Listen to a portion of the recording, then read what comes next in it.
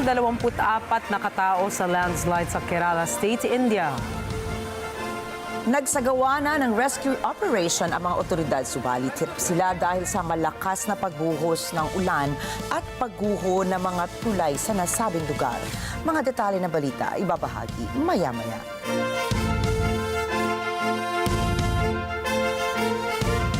Magandang gabi. Ako po si Ricky Mathay. At ako si Nina Richie Alago Flores. Ito ang Mata ng Agila International para sa mga headlines ngayong Martes ng gabi. Estados Unidos handang mag-abot tulong sa mga biktima ng bagyong Karina at Habagat. Pilipinas at France nagsagawa ng joint aerial drills. Ikatlong termino ni Venezuelan President Nicolas Maduro sinalubong ng protesta. U.S. national debt umakyat sa $35 trillion. At pelikulang Deadpool and Wolverine humakot ng $205 million sa domestic box office.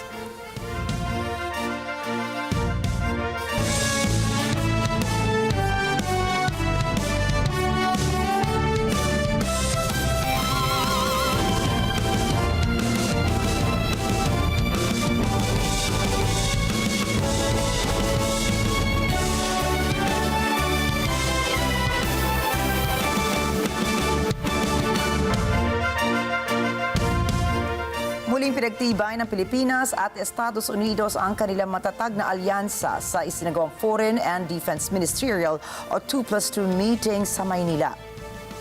Unang nagpaabot ng pakikiramay sa mga biktima ng bagyong Karina at Habagat ang Estados Unidos. Ito ay sa mensaheng ipinaabot ni na U.S. Secretary of State Antony Blinken at U.S. Defense Secretary Lloyd Austin kay Pangulong Ferdinand Marcos Jr. sa isang courtesy call sa Malacanang. Malugod namang tinanggap ng Pangulo ang dalawang top U.S. officials. Mula rito ay inihayag ng mga ito na handa ang Washington na mag-abot tulong sa mga biktima ng kalamidad sa Pilipinas. Sa naging 2+2 meeting ng dalawang bansa, dumalo sina Defense Secretary Gilberto Chodoro Jr. at Foreign Affairs Secretary Enrique Manalo para makipagpulong kina Blinken at Austin. Tinalakay dito ang usaping pagpapalakas sa kapabilidad ng Pilipinas. Napag-usapan din ang sitwasyon sa West Philippine Sea at ang provokasyon ng China. Nangako naman ng Estados Unidos ng $500 million sa Pilipinas para sa modernization program ng Armed Forces of the Philippines at Philippine Coast Guard. Layo nito na palakasin ang depensa ng Pilipinas mula sa anumang pag-atake at mapanatili ang bukas at malayang Indo-Pacific. Bukod pa rito ay dadagdagan ng 128 million pesos ng Estados Unidos ang pondo para sa development ng siyam na Enhanced Defense Cooperation Agreement o EDCA site sa bansa.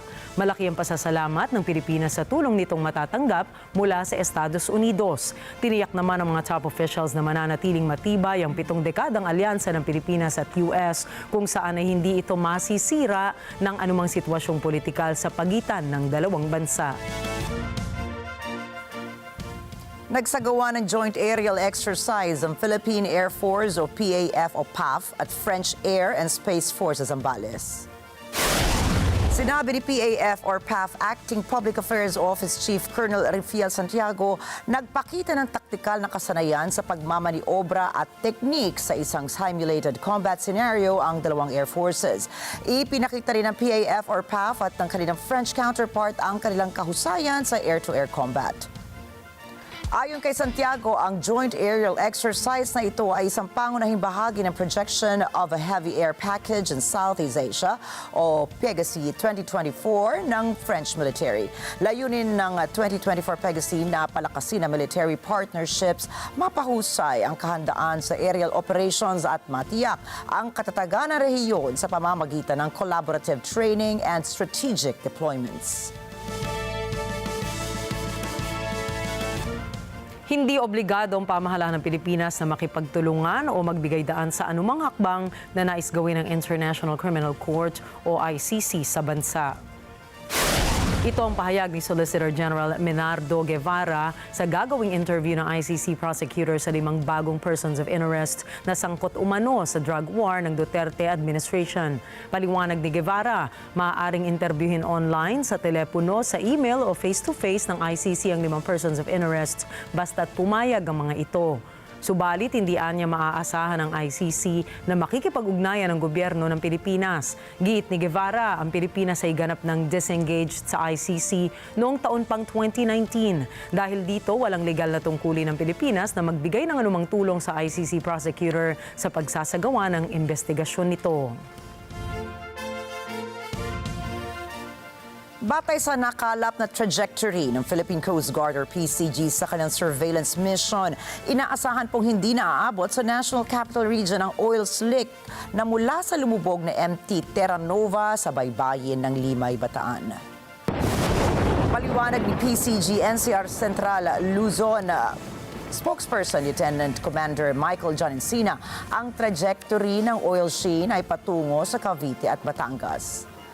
Sa isang pahayag, sinabi ni Encina na na-observe nila surveillance team from north to northeast. Yung unang area ng surveillance natin ngayon ay south to southeast na. So we are not expecting na papunta na siya na Manila, but we do not discount the possibility. Tinukoy ni Encina na ang surveillance ay isinagawa ng PCG Marine Environmental Unit kasama ang isang expert advisor. Subalit, ayon naman po sa bulletin ng University of the Philippines Marine Science Institute, ang oil slick mula sa naturang motor tanker ay makakarating umano sa Metro Manila ngayong Martes. Batay naman po ito sa oil trajectory model mula sa Global Ocean Physics Analysis and Forecast at Surface Winds ng National Center for Environmental Prediction Global Forecast System. Samantala, sinabi naman ni Cavite Governor John Vic Remulla, umabot na sa ilang coastal barangay sa lalawigan ang isang oil slick mula sa lumubog na motor tanker. Kabilang po dito ang Ternate, Maragondon, Naik at ilang bahagi ng Tanza.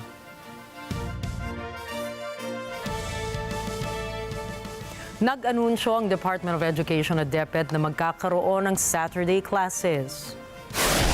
Sinabi ni DepEd Secretary Sonny Angara na ang pagkakaroon ng pasok tuwing araw ng Sabado ay para lamang sa mga paaralan na nagpaliban ng pagbubukas ng klase nitong July 29. Layo ng pagkakaroon ng Saturday classes ang makahabol ang mga mag-aaral sa mga aralin. Isang dahilan din ay para hindi mabitin ang school days na nakatakda sa school calendar. Matatanda ang maraming mga paaralan ang ipinagpaliban ng pasukan kasunod ng malawakang pagbaha dulot ng bagyong Karina at ng habagat.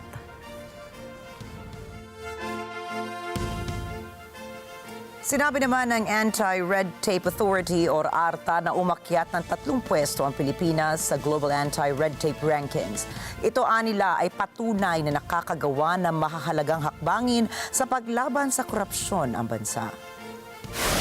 Ang Pilipinas po ay kasalukuyang nasa ika-49 na pwesto sa 2024 World Competitiveness Report sa kategorya ng Government Efficiency. Ayon sa ARTA, nananatiling nakatuon ang administrasyon ni Pangulong Ferdinand Marcos Jr. sa pagsiguro na ang mga serbisyo ng gobyerno ay streamlined and digitalized. Ang pagtaas sa ranking ay iniuugnay sa ilang mga polisiya ng gobyerno, kabilang ang streamlining of requirements for infrastructure flagship projects, ang electronic business one-stop shop at ang electronic local government unit. Inaasahan ng ARTA na magkakaroon pa ng mas maraming pag-unlad sa 2025 kasabay ng buong pagpapatupad ng mga pangunahing ease of doing business programs nito.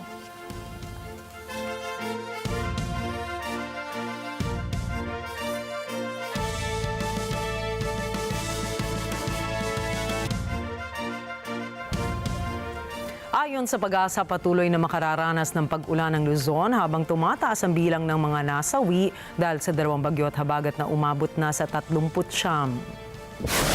Sinabi ng forecaster ng Pag-asa na si Brea Torres na inaasahan ng kalat-kalat na pag-ulan at pagkulog na maaaring magdulot ng flash floods o landslide sa mga rehiyon ng Ilocos at Zambales. Ang habagat ay magdudulot rin ng mga hiwa-hiwalay na pag-ulan o pagkulog sa Metro Manila, Car at mga lalawigan ng Tarlac, Bataan, Pampanga at iba pa. Samantala, sinabi ng Pag-asa na ang low pressure area na kanilang binabantayan ay huling nakita sa layong 480 kilometers hilagang kanluran ng Batanes. Bagaman patuloy ang epekto ng habagat, inaasahan ng ahensya na ang low pressure area ay lalabas na sa Philippine Area of Responsibility at hindi na makaaapekto sa bansa.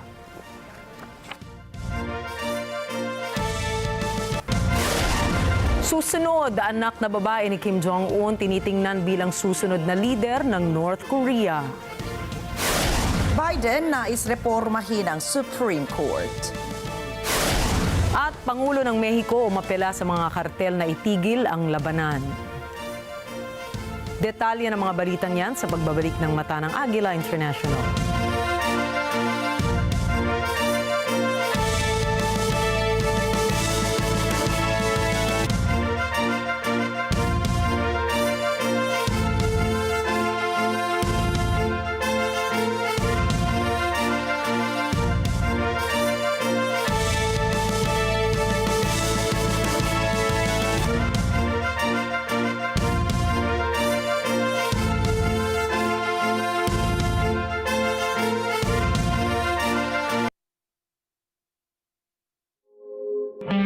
Ngayong Sabado sa Motorcycle Republic. Isasama namin kayo para makita ang ganda na ipinagmamalaki ng Negros Island. The ruins is a remaining structure of a mansion before, built in 1920. In 1942, sinadya itong sunugin with consent of the family for the sake na hindi magamit ng Japanese during World War II. This is Motorcycle Republic.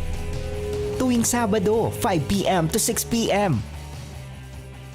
Let's get together.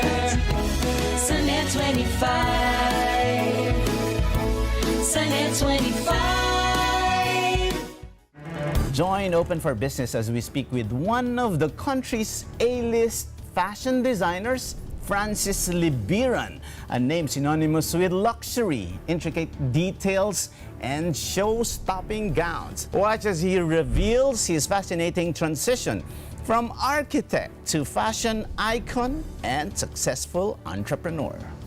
As a designer, it's such an honor to do something for your country. I was in that place wherein I wanted my designs to be known worldwide, and Olympics is one of the platforms in doing that. Open for Business with Cesar Vallejos, Sunday, 9 p.m. Sunday 25.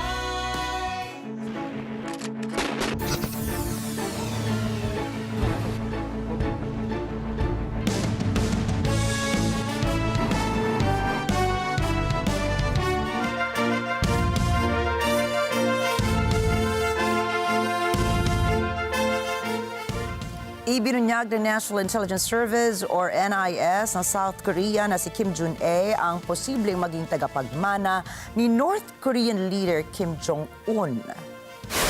Ayon sa NIS, kahit 11 taong gulang pa lamang si Jue ay nag-aaral na ito kung paano ba maging isang leader upang pangunahan ang North Korea. Anla, isinasaayos ng Pyongyang ang level ng propaganda nito at laging ipinapakita si Jue sa publiko nang sa gayon ay malaman nila kung ano ang magiging reaksyon ng mga tao. 북한은 김주애를 현 시점에 유력한 후계자로 암시하며 후계자 수업을 진행 중인 가운데 어린 김주애에 대한 주민 반응을 의식해서 선전 수위 및 대외 노출 빈도를 조정하면서도 비공개 활동을 병행해서 안배하고 있다고 합니다. Binansagan ng state media na isang respected daughter and beloved child si Jue na unang nagpakita sa publiko noong November 2022. Sinamahan niya manood noon sa isang Hwasong 17 Intercontinental Ballistic Missile Test si Kim Jong-un. Kinundena ni Australian Foreign Minister Penny Wong ang relasyon ng Russia at North Korea matapos bumisita sa demilitarized zone ng Korean Peninsula. We share our grave concerns about DPRK's escalatory actions, destabilising actions. We continue alongside the international community to condemn North Korea's ballistic missile launches, which threaten our security, the security of our friends and partners, including South Korea and Japan. Ikinabahala ni Penny Wong ang pagsasailalim ng Moscow at Pyongyang sa isang security pact kung saan sinabi niyang maaari itong magresulta sa destabilisasyon sa kapayapaan ng nasabing rehiyon.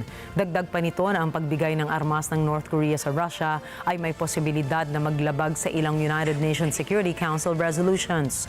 Parte naman ang pagbisita ni Wong na magsagawa ng dialogo ukol sa economic security at climate control. Nagkasundo ang parehas na bansa na magpadala ng tulong militar sakaling sugurin ang kanilang kaalyado. Naalarma rin ang Estados Unidos at iba pa nilang kaakibat na bansa tungkol sa lumalalim na kooperasyon ng Pyongyang at Moscow. Parehas namang itinanggi ng dalawang kampo ang nasabing transaksyon. Then again, we see Russia behaving in ways which are not conducive to peace, but are escalatory. The continued transfer also from weapons from North Korea to Russia is a flagrant violation of United Nations Security Council resolutions. We continue to reiterate our commitment to the implementation of all UNSC resolutions in relation particularly to the DPRK. Samantala, ginarantiya naman ni European Union Foreign Policy Chief Josep Borrell ang kapayapaan sa West Philippine Sea at seguridad ng Vietnam. We are discussing the rising tensions in the South China Sea, in which we have a direct interest. We may say, oh, it's very far away. It's not very far away, because 38% of all our imports and 22% of all our exports goes to the waters of South China Sea. So whatever happens in this sea touches our vital economic interest. Dagdag pa nito, natutulungan ng koalisyon ng Vietnam sa pagpapalakas ng maritime security at kapabilidad nito sa larangan naman ng cybersecurity. Isang Vietnam sa mga bansang nakikipagkompetensya para sa pagpapalawak ng teritoryo nito sa rehiyon ng West Philippine Sea. Sa isang pagpupulong kasama ang Vietnamese Foreign Minister, sinabi ni Borrell na ang kanilang 27-country bloc ay may interes sa pagpapanatili ng kapayapaan at katatagan sa naturang rehiyon. Matagal ng trade partner ng Vietnam and Russia para sa armas, ngunit noong taong 2022 ay nagsabi ang Hanoi na nais itong baguhin ang kanilang military arsenal kung kaya't nakikipag-ugnayan ito sa iba't ibang mga bansa. Idiniin naman ni Borrell na alinsunod lamang sa international laws ang kanyang pahayag, subalit ayon naman sa mga analysts ay nakikita itong posibleng panliligaw ng EU sa panibagong merkado. Vietnam is a very important country for the European Union. Vietnam is the country in Southeast Asia with whom the European Union has the largest number of agreements, including a free trade agreement and a cooperation and partnership agreement. Libo-libong mga tao ang nagprotesta sa kabisera ng Venezuela laban sa pinaniniwalaan nilang dinayang resulta ng presidential election kung saan si Pangulong Nicolas Maduro ang sinasabing nagwagi. Si Rosel Feria para sa mga detalye. Tear gas ang ginamit na pansupil ng mga autoridad sa mga mamamayan ng Venezuela na nagpoprotesta sa pagkapanalong muli ni Nicolas Maduro. Libu-libong Venezuelans ang dumagsa sa mga kalye ng Caracas na kabisera ng bansa at bumibigkas ng mga katagang, kalayaan at babagsak ang gobyernong ito. Ang ilang poster pangampanya ni Maduro ay pinunit at sinunog ng mga mamamayang umaalma. Marami ang nagpatunog ng kanilang mga kaserola at kawali, isang tradisyonal na paraan ng pag-aalsa sa Latin America. Habang tinitirgas ang mga nagpoprotesta, sumagot naman ang mga ito sa pamamagitan ng pambabato. Opisyal na inanunsyo na poll winner si Maduro ng Electoral Council ng Venezuela noong Lunes sa kabila ng pangungusyon ng oposisyon at ng mga bansa hindi lamang sa rehiyon, ngunit pati na sa ibang panig ng mundo. Al 80% de transmisión, cumplimos con emitir el primer boletín que marca una tendencia contundente e irreversible. Con el 80% de las mesas escrutadas y con un nivel de participación electoral del 59%, los resultados son los siguientes. Primero, Nicolás Maduro Moro, del Gran Polo Patriótico, obtuvo 5.150.092 votos, con un 51.20%.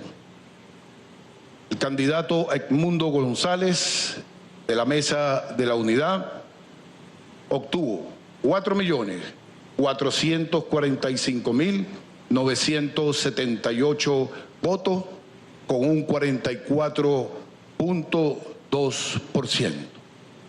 Pinabulaanan ni Maduro ang mga akusasyon laban sa kanya at sinabing tinarget ng isang kudeta ng mga pasista ang bansa. Samantala at sa isang joint statement, 9 na bansa sa Latin America ang nanawagan ng kumpletong pagsusuri sa resulta ng Venezuelan election. Nais nilang gawin ang pagsusuri sa harap ng independent electoral observers.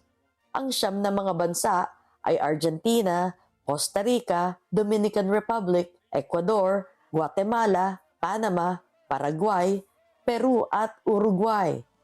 Sinabi ni Paraguayan President Santiago Peña na nais niya na isang masinop na pagsusuri sa eleksyon. Nanawagan din si Chilean President Gabriel Boric para sa total transparency ng resulta ng boto. Anya, sa dami ng Venezuelans na lumisan dahil sa kahirapan at karahasan sa bansa, obligasyon niya bilang Pangulo rin na humingi ng malinaw na pagsusuri ng eleksyon.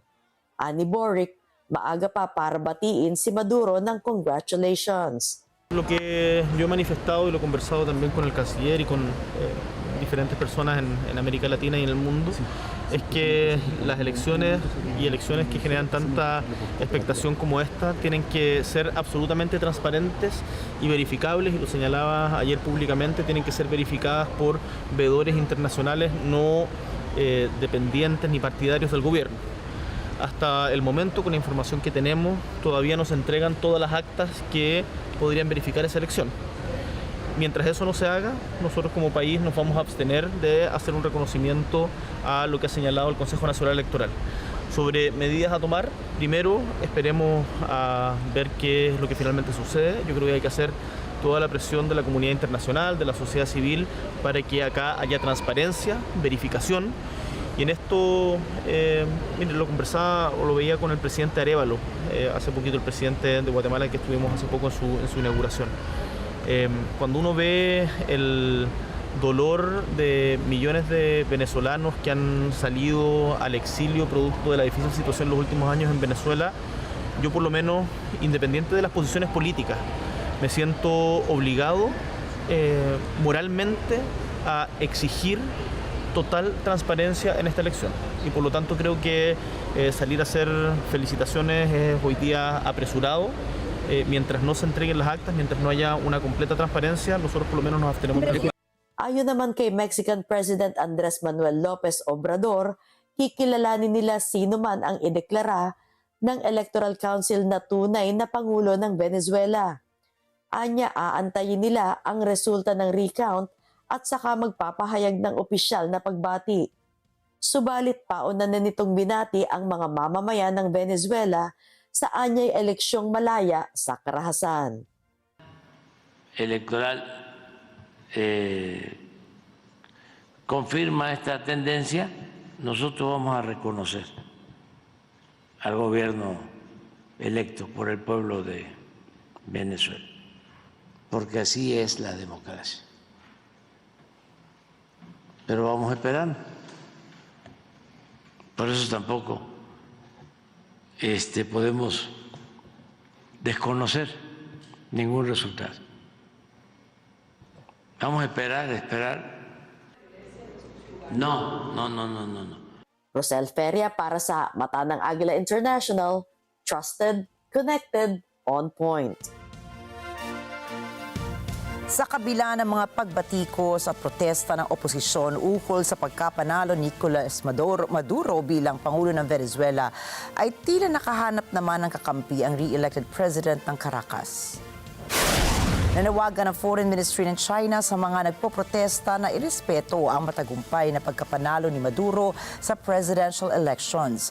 Anila nakahanda ang China na pagyamanin at pagtibayin pa ang relasyon nito kay re-elected President Maduro na tsak anilang pakikinabangan ng dalawang bansa. Binati rin ni Russian President Vladimir Putin si Maduro at sinabing kumpiyansa itong sa ilalim ng pamumunong muli ni Maduro ay magkakaroon ng progresibong pag-unlad ang Venezuela.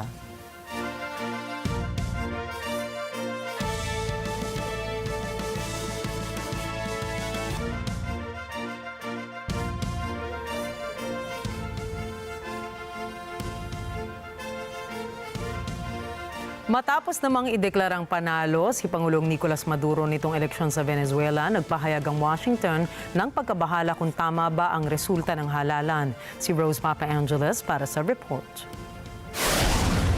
Sinabi ng Deputy Spokesperson ng US State Department na si Vedant Patel na nababahala ang Estados Unidos na ang inanunsyong resulta ng eleksyon sa Venezuela ay hindi kumakatawan sa kagustuhan o boto ng mga taga-roon.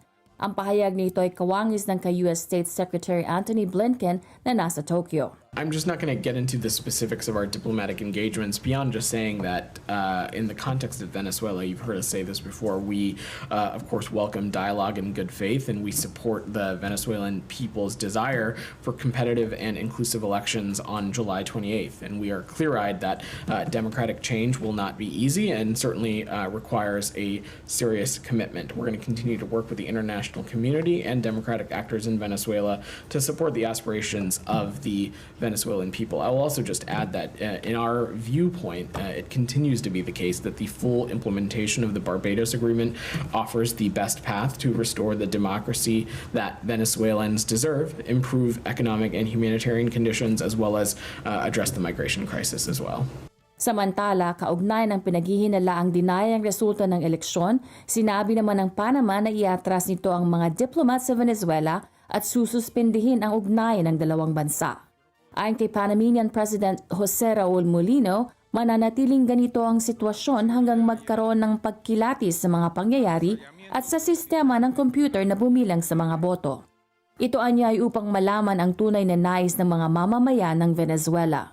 Por respeto a la historia de Panamá, como dije al inicio, por respeto a los millones de venezolanos que eligieron nuestra patria para vivir y por respeto a mis convicciones democráticas, no puedo permitir que mi silencio se convierta en complicidad.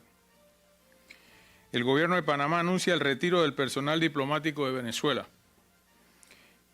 y poniendo en suspenso las relaciones diplomáticas hasta tanto no se realice una revisión completa de las actas y el sistema informático del escrutinio de votación que permitan conocer la genuina voluntad popular. Ani Molino, nasira nitong mga nakaraang araw ang maselang relasyon na naestablisa ng Panama sa kapitbansang Venezuela.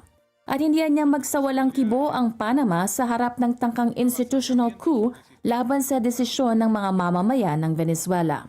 Anya kung walang demokrasya, walang kahihinatnan ang bayan. Bilang sagot sa kontrobersya ukol sa resulta ng eleksyon, inakusahan naman ni Venezuelan Attorney General Tarek William Saab ang leader ng oposisyon na si Maria Corina Machado na sangkot ito sa tangkang pag-hack ng sistema ng eleksyon sa bansa. Ito ay matapos questionin ni Machado ang pagkapanalo ni Maduro. El ataque habría sido realizado desde Macedonia del Norte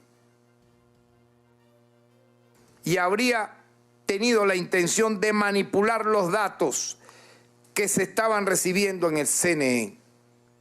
Afortunadamente, esta acción fue detenida, fue evitada. Ayon kay Saab, batay sa impormasyong kanilang nakalap, ang tangkang pag-atake sa sistema ay magmumula sana sa Northern Macedonia at mamanipulahin ang data na tatanggapin ng National Electoral Council. Ito anya ay napigilan nila at sinabing natukoy na ang leader ng aksyon ay si Lester Toledo, sangkot ang dalawa pang sina Leopoldo Lopez at Maria Corina Machado. Según la información clasificada que hemos recibido. Dicho sujeto se llama Lester Toledo, tristemente célebre, recordado y repudiado en este país, y hoy prófugo de la justicia. Junto a él aparecen como involucrados otro prófugo de la justicia que lanzó los peores dicterios necrofílicos del inframundo para decir que no iba a haber elecciones el 28 de julio. ¿Por qué? ¿Por qué lo decía? ¿Cuál era el plan que tenían para decir eso una y otra vez? Me estoy refiriendo al prófugo de la justicia, Leopoldo López. Y obviamente está involucrada la señora María Corina Machado. Estos tres aparecen como los principales responsables de esta acción que estoy denunciando. Rose Papa Angeles para sa mata ng Agila International, trusted, connected, on point. Pinuna ni U.S. President Joe Biden ang mga matitinding opinyon ng Supreme Court habang nagbungkahi ito ng malawakang reforma para sa korte. I have great respect for our institutions and the separation of powers laid out in our Constitution.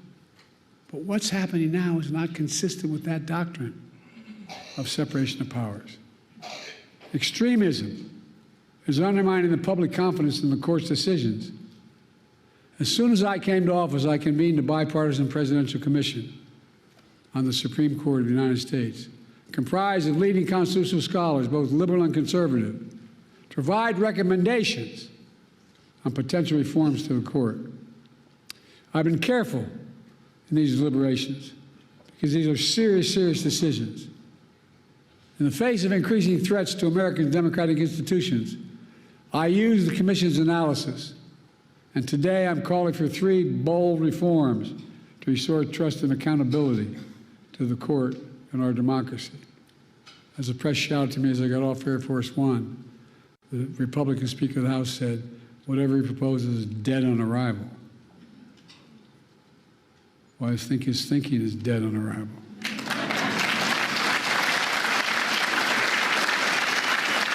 First, I'm calling for a constitutional amendment called No One is Above the Law Amendment.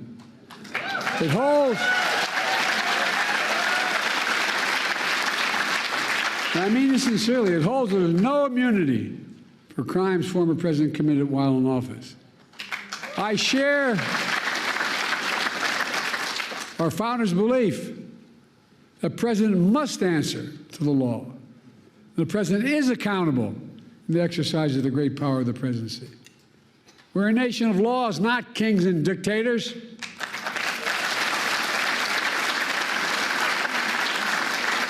The decision can be boiled down to the title of one case, Trump versus the United States. The court asserted it was making a ruling for the ages. That isn't true. The court made a ruling for one, a former president. Inanunsyo ng Presidente ang mga panukala matapos ang serye ng mga desisyon ng kasalukuyang konserbatibong Supreme Court. Kabilang dito ang pagpapawalang bisa ng konstitusyonal na kapangyarihan ng kababaihan sa kanilang kalusugan at ang pagbibigay ng immunity sa mga presidente mula sa pag-uusig para sa mga opisyal na aksyon. Inilatag ni Biden ang panukala na magkaroon ng 18-year term para sa mga justices at isang code of ethics upang maibalik ang tiwala at pananagutan sa mga ito. Gayunpaman, kinakaharap niya ang hamon na makuha ang pag-aproba ng Kongreso dahil sa kontrol ng Republican Party sa House of Representatives.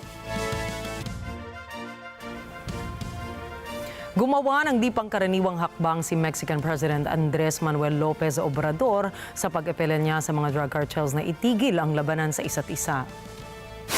Ito ay matapos ng pagkakaaresto sa mga nangungunang Mexican drug lords na sina Ismael El Mayo Zambada at Joaquin Guzman Lopez noong nakaraang linggo.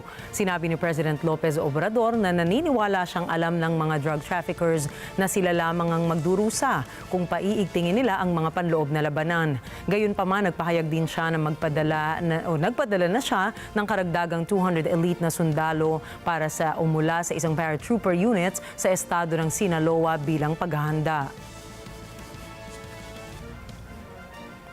No, el gobierno de México no participó en esta detención o entrega.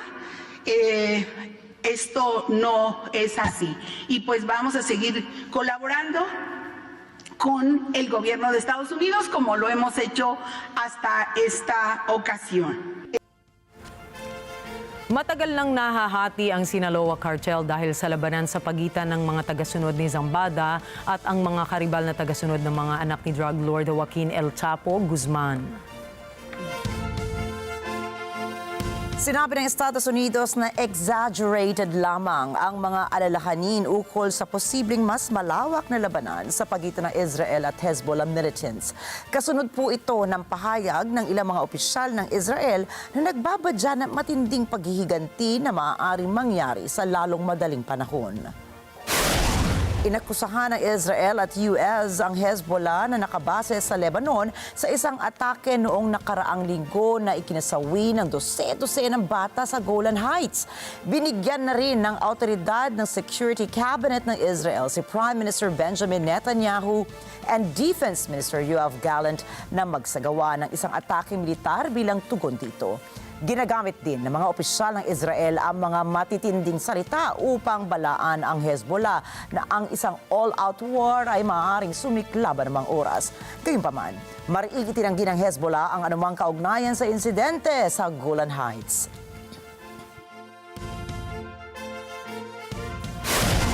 Susunod, Meta maglalabas ng AI Studio para sa personal chatbots. Philippine team umaarangkada na para sa gintong medalya sa Paris Olympics. At Deadpool and Wolverine patok sa domestic box office. Mga detalye ng mga balita sa pagbabalik ng Mata ng Agila International.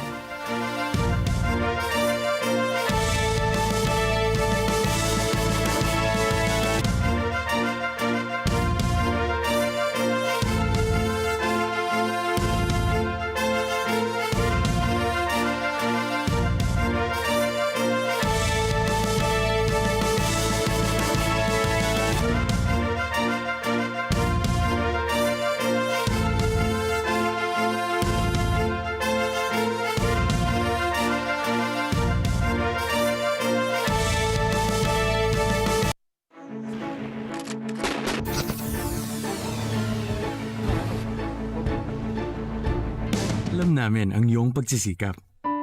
Dama namin ang iyong mga sakripisyo. Kita namin ang pagharap mo sa bawat pagsubok. Kaya sa kabila ng mga hamon ng buhay, nandito kami para umalalay. Kasi katulad mo, gusto rin namin ang magandang bukas para sa kanya. Hatid namin ang dekalidad na edukasyon at makabagong pasilidad sa abot kayang halaga. Kaya huwag ka na mangamba. Sasamahan ka namin tuparin ang mga pangarap niya.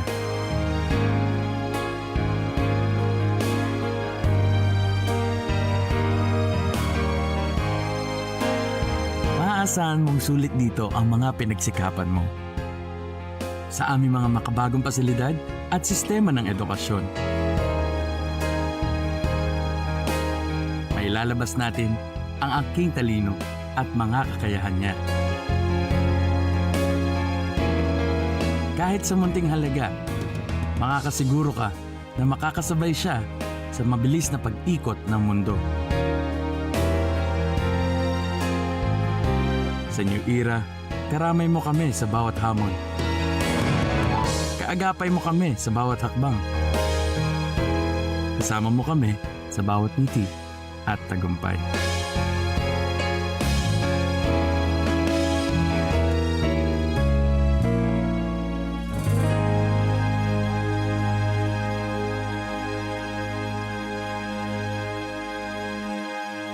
This portion is brought to you by North Luzon Express Terminal.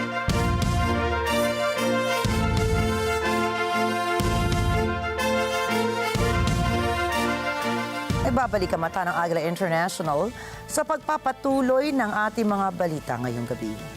Patay ang 24 na katao sa landslide sa Kerala State, India.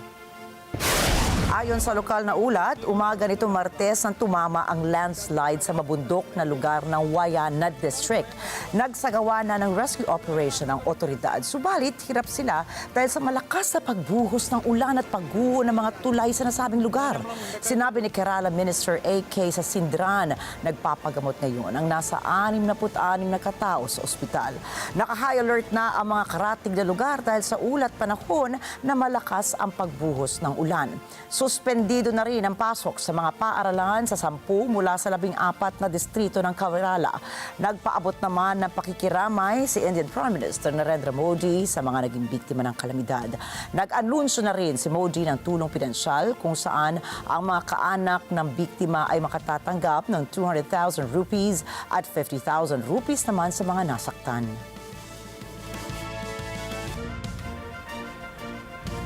Patay ang 2 individual at sugatan naman ang 20 iba pa matapos madiskaril ang isang pampasaherong tren sa India. Ayon kay Indian Railway spokesperson Om Prakash Charan, naganap ang insidente nang may nakasabay ang pampasaherong tren na freight train sa kabilang riles. Anya, pinaniniwala ang nagsalpukan ng 2 tren sa isa't isa na naging sanhi ng pagkadiskaril nila. Dagdag ni Charan, may 18 coach ang tumilapon mula sa riles. Nagsagawa na ng rescue operation ang mga otoridad.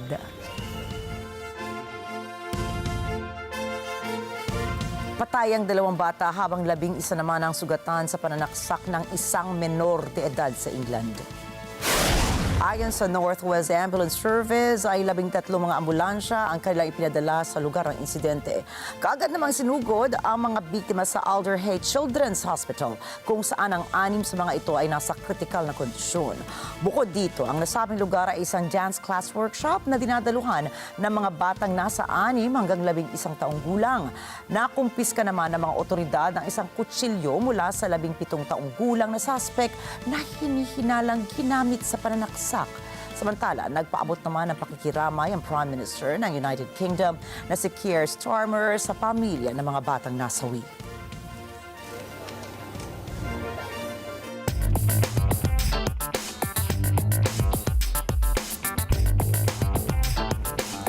Umakyat sa all-time high ang national debt ng Estados Unidos sa $35 trillion ayon sa US House Budget Committee.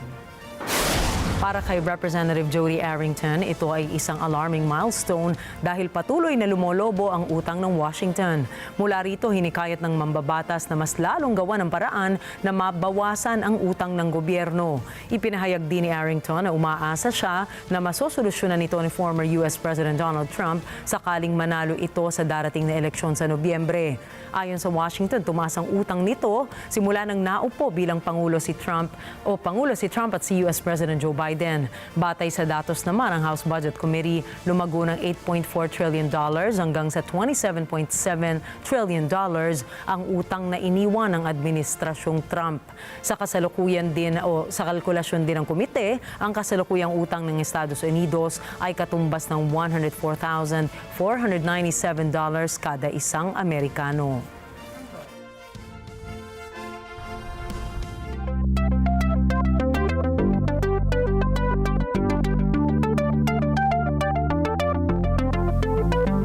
Nag-anunsyo ang Meta na ilulunsad dito ang AI Studio, isang bagong tool na hahayaang gumawa ang mga users nito ng sarili nilang artificial intelligence chatbots. Ayon po sa kumpanya, magagamit din ito ng mga Instagram users kung saan magsisilbing handler ng mga direct message questions at story replies. Pwede ring i-share ng mga users ang AI characters nila sa ibang social media platform. Ayon sa Meta, ginawa ang bagong tool sa pamamagitan ng Llama 3.1 ito.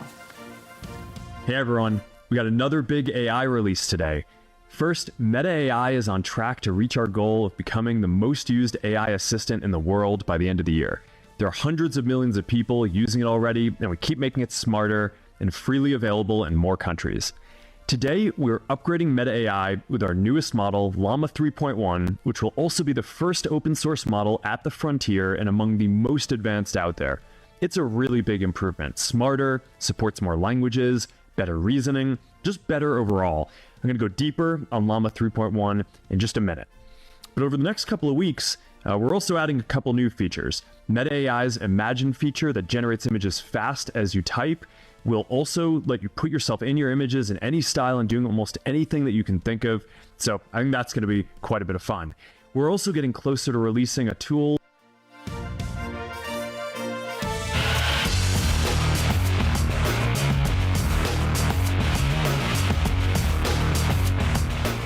Inaabangan ngayong gabi ang golden quest ni boxer Nesty Petesio sa Paris Olympics.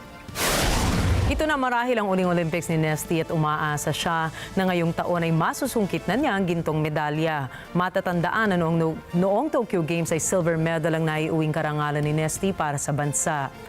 Pero ngayong gabi sa ganap na 11:54 p.m. ay makakalaban niya si Jasmine Lamboria ng India para sa round 32 ng women's 57-kilogram class. Noong Hunyo ay sinabi ni Nesty na nais niyang tapusin ang kanyang karera sa boxing sa pamamagitan ng paggawa ng kasaysayan. Bukod kay Nesty ay 3 miyembro ng Team Philippines ang sumabak sa aksyon ngayong Martes. Hindi pasok naman sa semifinals ng women's 100-meter freestyle si Filipino swimmer Kayla Sanchez.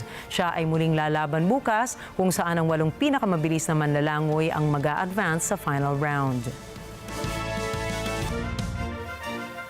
Hindi napigilan ni Japanese judo star Uta Abe na umiyak nang siya ay matalo ni world number 1 Diora Keldiorova ng Uzbekistan sa Paris Olympics.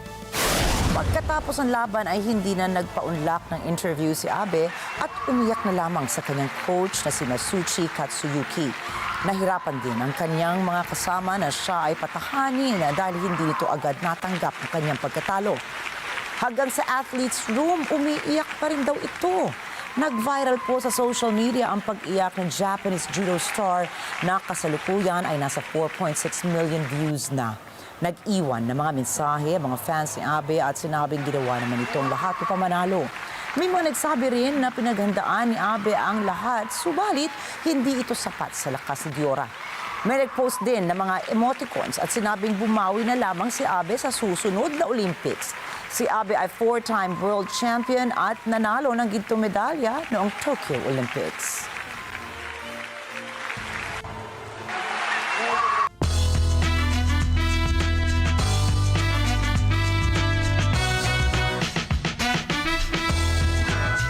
Nagpamalas ng maaksyong panimula ang unang linggo ng pelikulang Deadpool and Wolverine. Ito ay matapos maging hits sa domestic box office.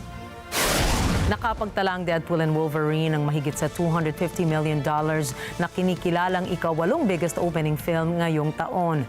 Nalagpasan din ng pelikula ang unang Deadpool na inilabas noong 2016 na nakapagtala naman ng $134 million.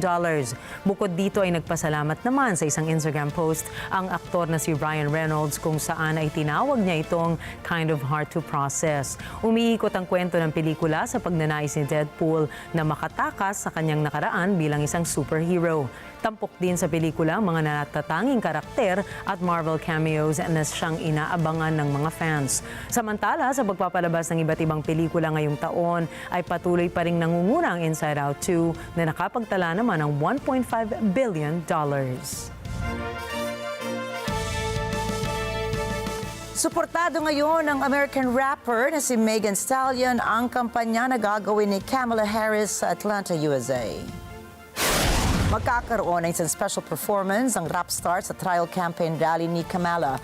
Kasunod dito ay nag-post naman siya ng paanyaya sa mga fans kung saan ay sinabi niya ang ATL Hotties See You Tomorrow. Bukod po dito, ang pagdating ni Harris sa Georgia ay kauna-unahan niyang pagbabalik matapos ang naging desisyon ni Biden na umurong mula sa eleksyon. Samantala, nagkasama naman ang NSYNC star na si Lance Bass at si Kamala Harris nitong weekend para sa isang TikTok video. Dagdag pa rito ang suporta na binibigay ng mga artists sa kampanya ni Harris na kagaya ni Cardi B, Lizzo, Lil Nas X at Charlie XCX. And catch this vibe, big bounce, and I make Susunod, Siargao kinilalang best tourist place sa Southeast Asia. Turkey, isinabatas ng libreng tirahan para sa stray dogs. At abangan ang iba pang mga storya pagdating ni Alma Angeles at ng Net25 World News. Mga detalye pa rin ang ibang balita sa pagbabalik ng Mata ng Agila International.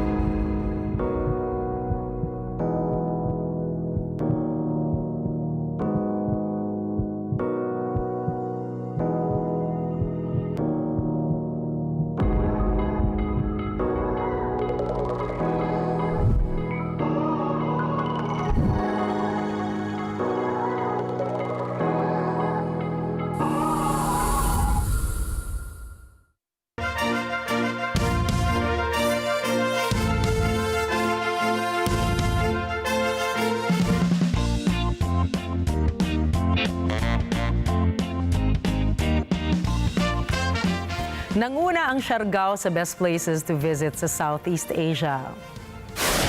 Pinuri ng travel magazine ng Lonely Planet ang Siargao dahil sa ganda nitong destinasyon na mga surfing spots, mainit na komunidad, local bars and cafes at fun activities katulad na nga lang ng cave adventures.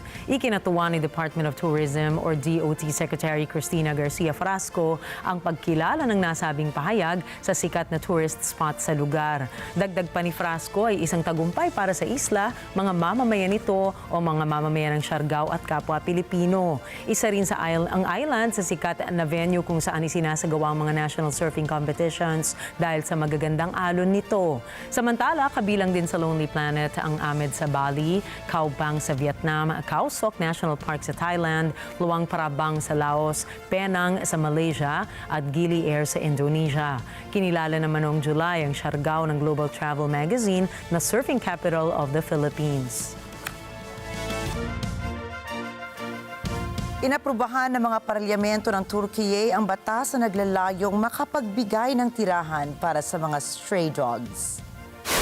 Sa ilalim po ng batas na isinumite ng Pangulo na si Tayyip Erdogan ay kinakailangan ng mga otoridad na alisin at dalhin sa shelters ang makikitang mga aso na nasa lansangan.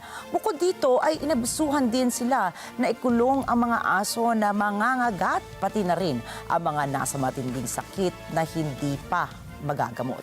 Dagdag pa rito ang pagbibigay ng bakuna at tulong medikal sa makikitang asong sugatan sa kalsada. Aabot naman sa 4 na milyong mga asong kalye ang naiulat na bilang ng mga asong paggalagala sa mga kalye ng Turkey. Samantala, kasalukuyan nang mayroong 322 animal shelters ang naipatayo sa bansa na nagpapakup ng nasa 105,000 na mga aso. Magbubukas muli ang tanyag na Swansea Palace Theatre sa United Kingdom. Ito ay matapos ng 15 taong pagsasara. Kinilala ang theater na lugar ng mga natatanging pagtatanghal ni Charlie Chaplin at Anthony Hopkins na ngayon ay bubuksan bilang isang coffee shop. Taong 1888 nang unang buksan ng theater kung saan ang gusali ay ginamit na music hall, game hall at events place. Nabili naman ng Swansea Council ang gusali noong 2020, ngunit matapos lamang ang ilang araw ay nasunog ito. Ayon sa leader ng council na si Rob Stewart ay tinatayang aabot sa $12 milyong ang gastos na aabutin para sa pagsasaayos ng teatro. Samantala, kasama sa mga pananatilihan sa pagsasaayos nito ay ang arko na nasa paligid ng stage, mga upuan at ang pulang kulay sa mga bato nito.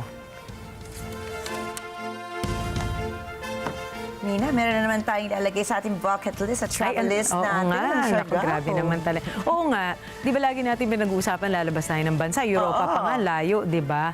Pero ang dami rin talagang magagandang destinations dito lang sa atin. Hindi na natin kailangan lumayo at lumingon sa pagkalayo-layo, di ba? Diba? Tsaka actually, as a matter of fact, nung last year, dito ginanap, sa Siargao actually ginanap yung International Surfing Competition. Kasi nga, yung alon daw natin, di ba? Maganda raw talaga ang mga alon sa Siargao. Ibang level. Talagang international or tourist destination, sabi nga, for surfing. Correct. At alam natin na talaga namang gustong-gusto yan ng mga turista. Oo. Kaya nga, minsan nakikita ko talaga na ang dami mga turista gusto nila bumisita lang. Yung iba sa kanila, dito na naninirahan, hindi nila kalain. Hindi muna yun ang plano, no? Hindi ng balak. Pero I think they fall in love with the Philippines once they get to see it and the beautiful places na pinagmamalaki natin. Diba? Ito paano pa pwede natin gawin sa Siargao, Nina? Ay, naku. Pagkain, food trip. Ay, syempre. Kasi ako hindi naman ako marunong mag-surf. Diba? Marami naman tayong gayang gawin eh. So hindi nakakayang aminin na hindi tayo marunong mag-surf. Pero pwede pa natin matutunan. Pwede ka daw, may kaibigan ako, nagpunta siya doon ng 3 days, natuto na siya mag-surf. Totoo ba? Ganun kabilis? Oo, Baka ganun fast kabilis. learner siya o kaya cut out for it siya, hindi pa lang niya nalaman until then. At saka yung mga taong hindi daw marunong mag-swimming, wag daw mangamba. Dahil pwede rin daw kayo matuto mag-surf, supposedly, kahit hindi ka marunong mag-swimmer. Interesting. So may pag-asa ako. Better ang chances natin kasi nakakalangoy naman tayo. Tama ba? Ganun ba yun? Hindi ako marunong mag-swim. Hindi ka rin marunong pero marunong ka magbisikleta. Ay, gusto ko yung ngiti.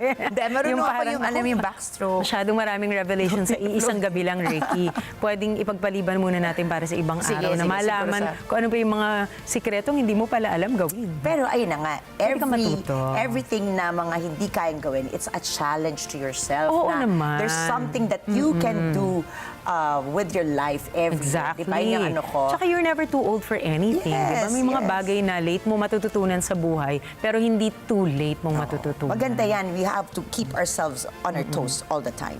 Sabi ni Direk Mans, mag-extra na daw tayo dahil parating na. Narito na po si Alma Angeles. Naku, ingat po kayo dahil kanina meron manakanakang pag-ulan. So ipag-pray natin na hindi naman siya magtuloy-tuloy para naman makaahon muna yung mga kababayan nating nabaha. Ayan, so ingat po kayo. Subalit tandaan, narito po kami ni Nina para magkatid ang balita saan mang dako na mundo. Muli ako po si Ricky Matay. At ako naman si Nina Richie Alago Flores. Ito ang Mata ng Agila International. Para sa mga balitang nangyari sa ibang panig ng mundo, punta tayo kay Alma Angeles para sa Net 25 World News. Take it away, Alma.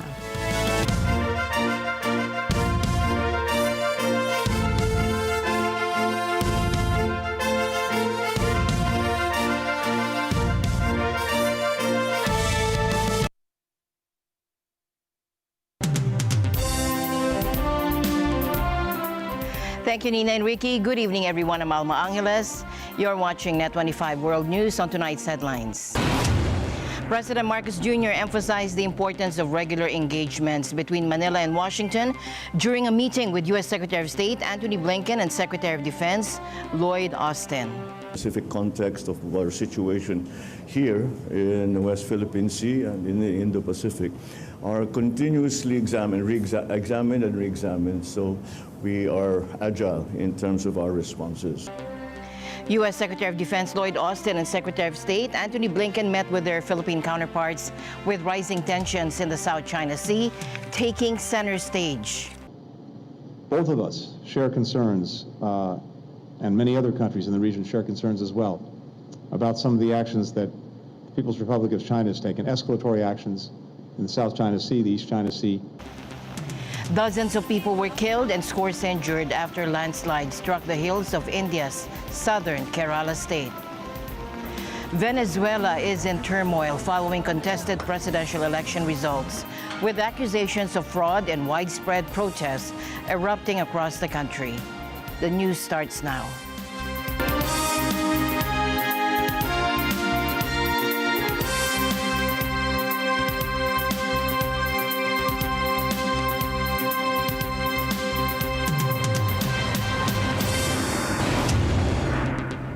President Marcos Jr. emphasized the importance of regular engagements between Manila and Washington during a meeting with U.S. Secretary of State Antony Blinken and Secretary of Defense Lloyd Austin today.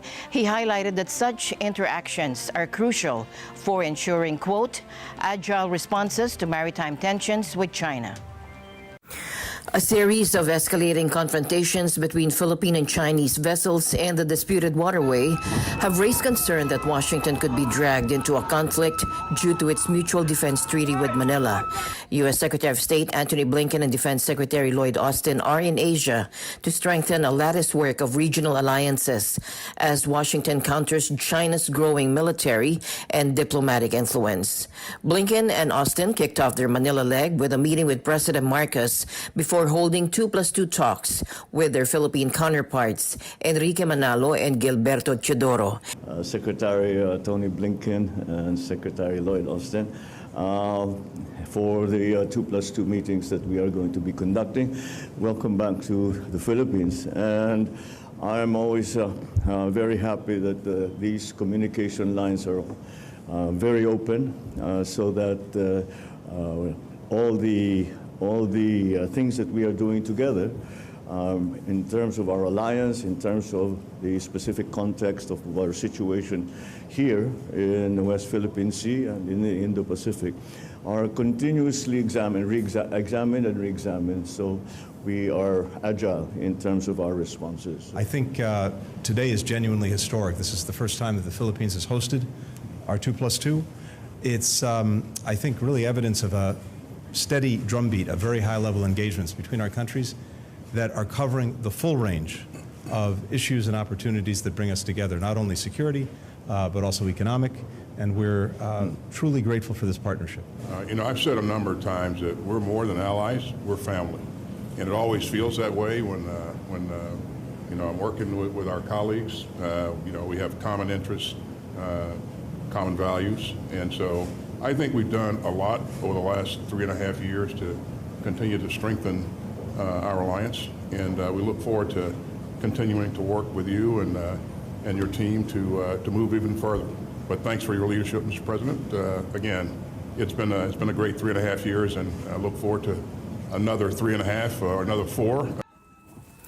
U.S. treaty ally the Philippines has repeatedly sparred at sea this past year due to competing maritime territorial claims with China, the main U.S. rival in the Indo-Pacific.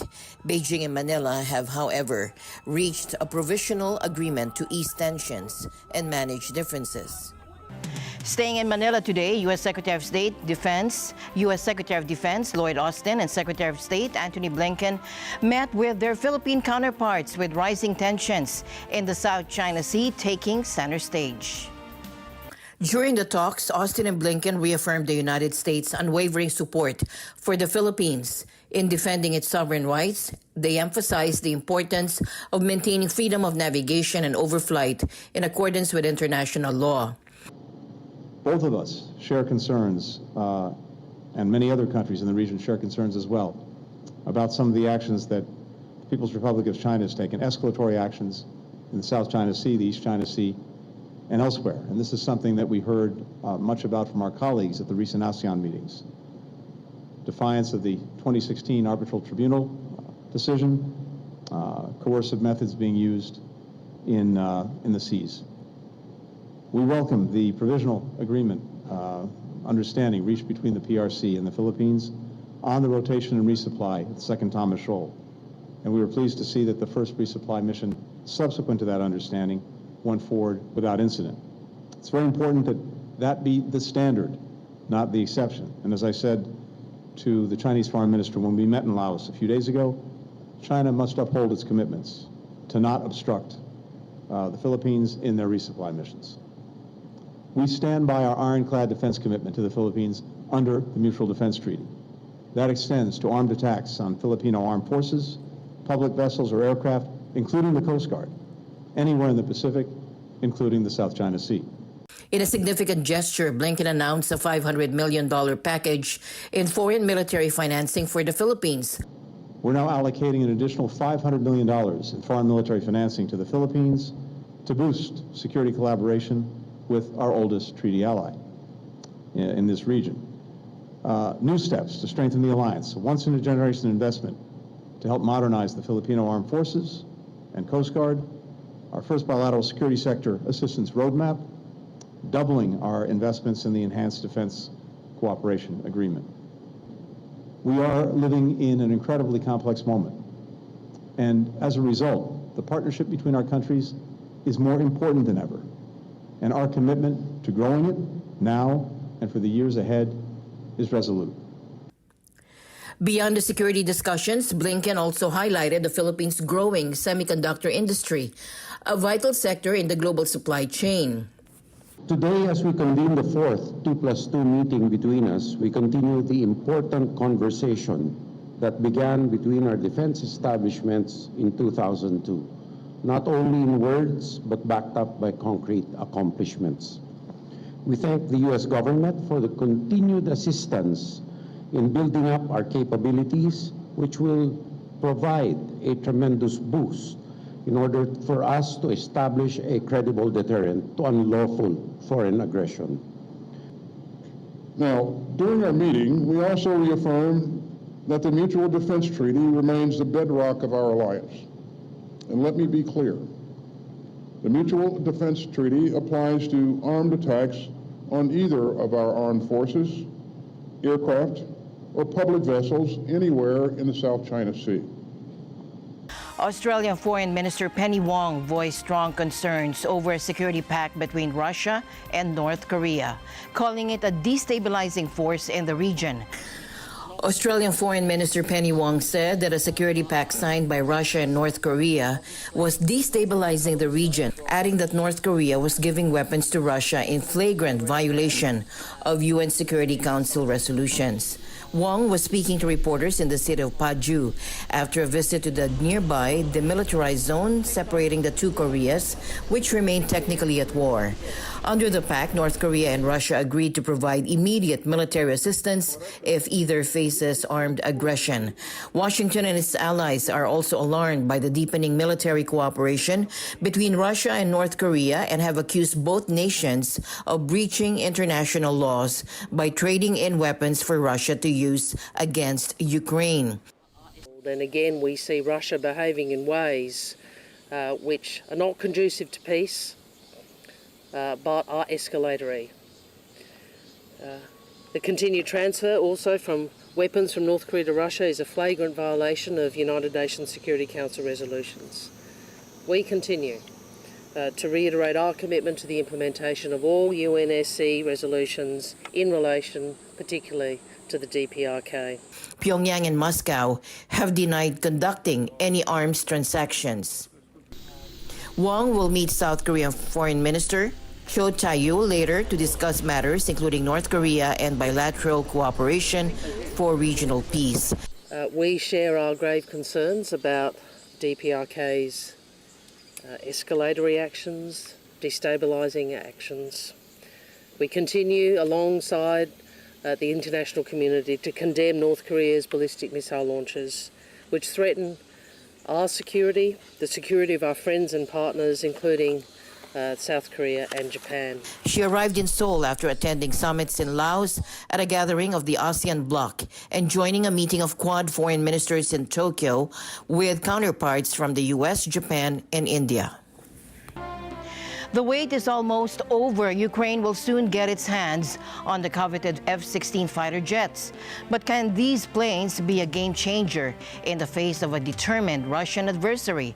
While many believe the F-16s could significantly bolster Ukraine's air capabilities, others are more cautious. Regardless of the outcome, the arrival of these jets marks a new chapter in the war. After a 2-year wait, Ukraine is finally set to receive its first F-16 fighter jets next month. But experts warn the road ahead will be fraught with challenges. Росіяни щодня б'ють по всім литовищам, по місцях потенційного базування F-16. Безпосередньо по литовищах, для того, щоб їх пошкодити, по льотній інфраструктурі. Ці удари вони не припиняються, щонайменше останні 2 місяці. Постійно.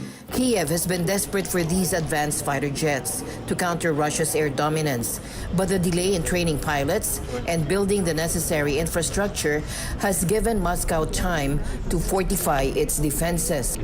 Ми повинні змиритися з тим, що литовища будуть захищені добре, а от цивільні об'єкти можуть бути під ударами. І цим буде користуватися Росія. Protecting these future air bases will be a massive undertaking. Ukraine will need to deploy multiple missile defense systems to safeguard them from Russian attacks. Але цей план, він буде тривати кілька місяців, поки ми набудемо наших льотних спроможностей. От щойно ми їх набудемо, ми відженемо їхні літаки. І терор закінчиться, його не буде. Але цих кілька місяців вони будуть такими, вони будуть дійсно важкими. Despite the challenges, Ukraine is determined to make the most of the F-16s. The military has been targeting Russian air defenses in preparation for the arrival of the new jets. А ось цей процес, який зараз відбувається, це фактично формування поля бою. Тобто це примушення росіян до повністю перебудови своєї системи протиповітряної оборони, але вже на наших умовах.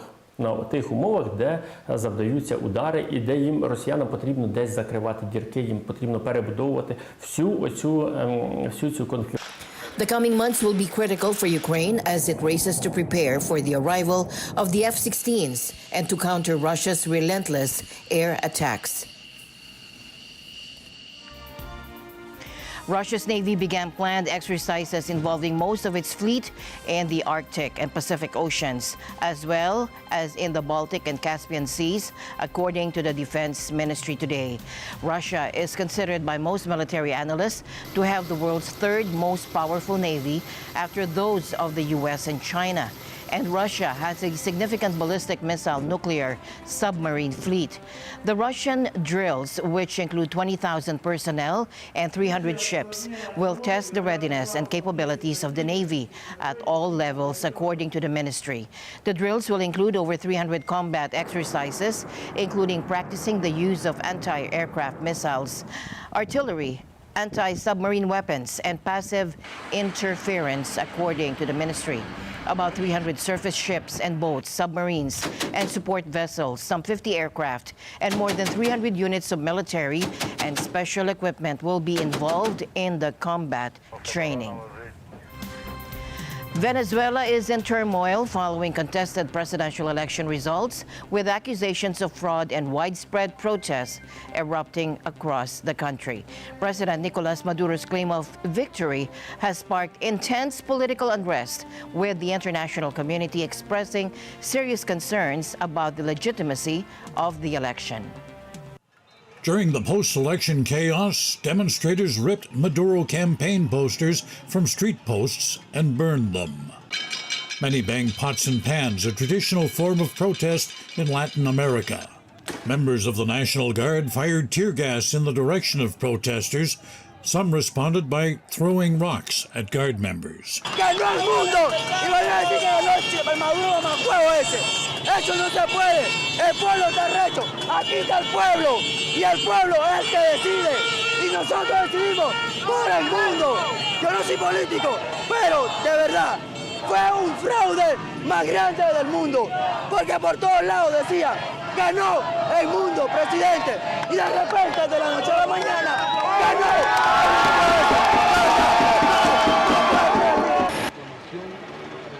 Venezuela's National Electoral Council certified Maduro's re-election to a third six-year term until 2031. He dismisses international criticism and doubts about the result of Sunday's voting. Maduro claims Venezuela is the target of an attempted coup that is of a fascist and counter-revolutionary nature. Primera vez que enfrentamos lo que hoy estamos enfrentando. Se está intentando imponer en Venezuela un golpe de Estado. nuevamente de carácter fascista y contrarrevolucionario. Tenemos en nuestras manos las actas que demuestran nuestro triunfo categórico y matemáticamente irreversible. The election results sparked expressions of concern over irregularities from the United Nations, United States, European Union, and several countries in Latin America. Although many of Venezuela's allies, including China, Russia, and Cuba, congratulated Maduro. U.S. State Department spokesman Vedant Patel says Washington has its doubts about the final result. We've seen the announcement from overnight by the Venezuelan electoral representatives, and we have serious concerns that this result does not reflect the will and the votes of the Venezuelan people. And it's critical that every vote is counted fairly and transparently, and that election officials immediately share information with the opposition and independent observers without delay, and that electoral representatives publish the detailed tabulation of votes. That's what the United States is watching for. It's what the international community is watching for, and will respond accordingly. As international criticism mounted, Caracas announced it's pulling its diplomatic staff from 7 Latin American countries, which had questioned whether Maduro actually won. In a joint statement, 9 Latin American countries called for a complete review of the results with the presence of independent electoral observers. The elections were held amid widespread fears of fraud by the government and a campaign tainted by accusations of political intimidation. Pollsters had predicted a resounding victory for the opposition, even though courts loyal to the regime barred its popular leader, Maria Corina Machado, from running for president and challenging Maduro. Through his spokesman, Stefan Dujarric, UN Secretary General Antonio Guterres called for complete transparency of the election results. We have taken note of the announcement made by the electoral authorities, as well as concerns expressed by political actors and members of the international community. The Secretary General calls for complete transparency and encourages the timely publication of the election results and a breakdown by polling stations. The Secretary General trusts that all electoral disputes will be addressed and resolved peacefully and calls on all Venezuelan political leaders and their supporters for moderation. Maduro has been at the helm of the once wealthy, oil-rich country since 2013. He is accused of locking up critics and harassing the opposition in a climate of rising authoritarianism. In a run-up to the election, he had warned of a bloodbath if he lost. Economic misery in the South American nation has been a major source of migration pressure on the southern border of the United States, where immigration is a major presidential election issue. And for now, at least, it looks like nothing will change. Thomas I. Likeness, Net 25 World News. Wildfires are exploding across the West. A massive blaze in California is now the largest in the nation. Flames are racing through thousands of acres, forcing thousands to flee. Wildfires are raging out of control across the West. A massive blaze in Northern California is now the largest wildfire in the entire United States. Right now, to my knowledge, it's the largest fire in California, and it could be in the nation right now with its acreage, right? It's over 360,000 acres. So right now, it's a very large fire. It's the biggest fire in California. So we are putting all our resources and ordering as many as we can to come and combat the fire. The park fire is tearing through thousands of acres, fueled by dry bush and high winds. More than 4,800 firefighters are on the front lines, but the flames continue to spread at an alarming rate.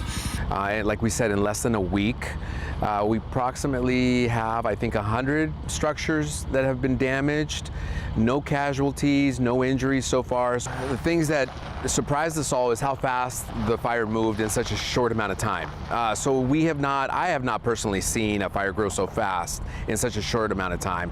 We can kind of say that there was a lot of fuel in the area where the fire started, and coupled with the winds, where we've seen a little rise in wind, over the previous fire seasons, that I think it was just the right recipe to get this fire going and going really quickly. Meanwhile, the man suspected of starting the fire made his first court appearance today. 42-year-old Ronnie Stout is in court today for his arraignment. Prosecutors say he pushed a burning car into an embankment. Just north of Los Angeles, another wildfire has destroyed most of a historic mining town.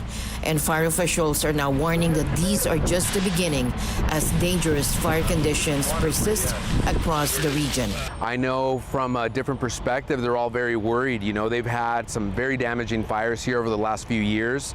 The Paradise Fire, they've had the Dixie Fire, and now the Park Fire. So I know that there's a lot of worry and concerns, and we're very aware of that. So again, we are focusing all our efforts to try to contain this fire, to put it out as quickly as possible. And one of our objectives is to have people move back in as soon as possible, and when we feel it's safe for them to do so. At least 50 people were killed and scores injured after landslides struck the hills of India's southern Kerala state, according to local media, with rescue operations obstructed after a main bridge collapsed in the region. People wearing ponchos gathered near one of the sites in Wayanad district of the state as muddy water gushed through the area. State Health Minister Veena George said that over 70 people were injured, and the Indian Express reported that many people are likely to have been washed away in the Chalia River. Kerala is prone to heavy rain and flooding, with nearly 400 people killed in one of the worst floods in 2018. At least 140 people were injured in southern Russia when a train carrying 800 passengers smashed into a truck on a level crossing, causing 8 carriages to derail, according to Russian railways. The driver of the train, which was traveling from Kazan in Tatarstan to Adler on the Black Sea, slammed on the brakes when they saw the KAMAZ truck, whose driver and broken traffic rules and entered the crossing despite alarms, according to Russian railways. The train hit the truck at about 65 kilometers per hour, or 40 miles per hour, near Kotelnikovo station, which lies in the southern Volgograd region, about 1,200 kilometers south of Moscow. About 140 people are now received cuts and bruises, according to Russian railways, adding that 15 people, including 3 children, had been taken to hospital for treatment.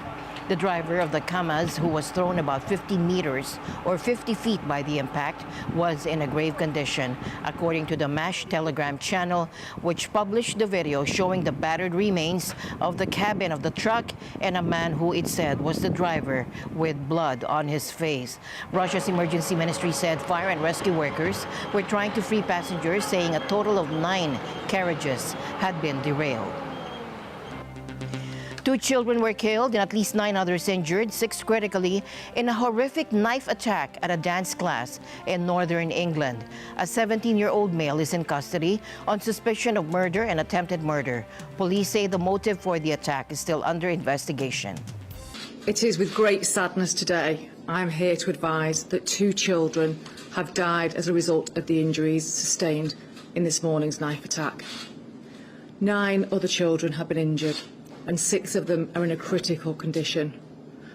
All those injured have suffered stab wounds sustained during the attack, and 2 adults are also in a critical condition after being injured during the incident. A 17-year-old male from Banks in Lancashire, who is originally from Cardiff, has been arrested on suspicion of murder and attempted murder, and is being taken to a police station where he will be interviewed by detectives. When they arrived, they were shocked to find that multiple people, many of whom were children, had been subjected to a ferocious attack and had suffered serious injuries. It is understood that the children were attending a Taylor Swift event at a dance school when the offender, armed with a knife, walked into the premises and started to attack inside the children. We believe that the adults who were injured were bravely trying to protect the children who were being attacked. The events today are just truly awful, and I know the whole country is deeply shocked at what they've seen and what they've heard.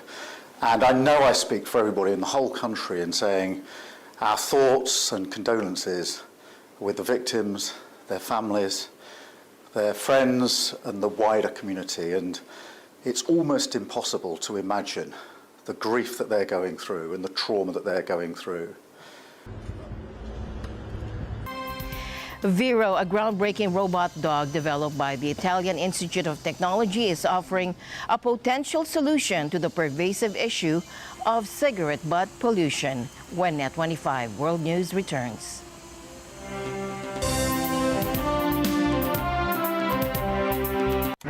Join Open for Business as we speak with one of the country's A-list fashion designers, Francis Libiran, a name synonymous with luxury, intricate details, and show-stopping gowns. Watch as he reveals his fascinating transition from architect to fashion icon and successful entrepreneur. As a designer, it's such an honor to do something for your country. I was in that place wherein I wanted my designs to be known worldwide, and Olympics is one of the platforms in doing that. Open for Business with Cesar Vallejos, Sunday, 9 p.m. Sunday 25. Welcome back. Korean Air lodged a firm order Monday for 40 Boeing 787 and 777X wide-body aircraft at Britain's Farnborough Air Show, handing a boost to the embattled U.S. aviation giant. Shannon Chloe Kia reports. The deal, which includes an option for 10 more 787 planes, is worth $15 billion under catalog prices for the fuel-efficient jets. However, airlines usually secure big discounts on lucrative contracts unveiled at the event. Korean Air Chief Executive Walter Cho told reporters they are confident in their designs at a signing ceremony unveiling the deal, in reference to the U.S. group's recent safety woes.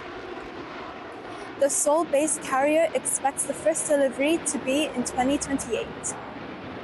Britain's biennial Farnborough Air Show, held in southern eastern England, is a traditional dogfight between Boeing and European arch-rival Airbus in a battle for supremacy over orders. But Boeing has been hit by manufacturing backlogs amid safety concerns. In January, a fuselage panel blew out of 737 MAX flown by Alaska Airlines, forcing the plane to make an emergency landing. Reporting for Net 25 World News, this is Shannon Kia from London, United Kingdom. Back to you, Alma. Vero, a groundbreaking robot dog developed by the Italian Institute of Technology, is offering a potential solution to the pervasive issue of cigarette butt pollution. This is Vero, or vacuum cleaner equipped robot. It's a robot dog that uses AI to identify cigarette butts on the ground and suck them up with vacuum cleaner attachments on each foot. Vero's developers hope it's the solution to one of the world's most pressing environmental problems. I thought, why not place the feet in a good way that while you're going, you're doing something useful. We can quite easily distinguish what are cigarette butts, for example, and that's just a start. Dr. Claudio Cimini is part of the design team at the Italian Institute of Technology in Genoa. The Vero robot is really born out of almost a frustration of seeing how people are just flicking away and just leaving the cigarette butts on the beach, in the small alleys. And these are places where machines can't access, like, let's say, the cleaning vehicles that can clean the roads very efficiently, and the squares on these little hard-to-access areas. There must be a different way, because if people need to pick them up by hand, one by one, this is obviously not a solution. Vero uses a camera system and an algorithm to recognize its targets and plan a route. The team says it's successfully collected approximately 90% of cigarette butts in diverse environments. But Cimini says it can also help in removing other objects and larger litter. Later on, it can be bottle caps or small pieces of plastic. Whatever you can train the neural network to recognize can be then sucked up. It can make statistics of how much litter is there, in which area. And if it finds bigger objects like bottles and cartons of pizza and whatever we find here in Genoa on the beach in these months when it's nice weather, then it can mark that, and later on either a human team or a different robot team can go and collect also the bigger items. And with that, we end tonight's broadcast. For Net 25 World News, I'm Alma Angeles. Thank you for joining us. Good night.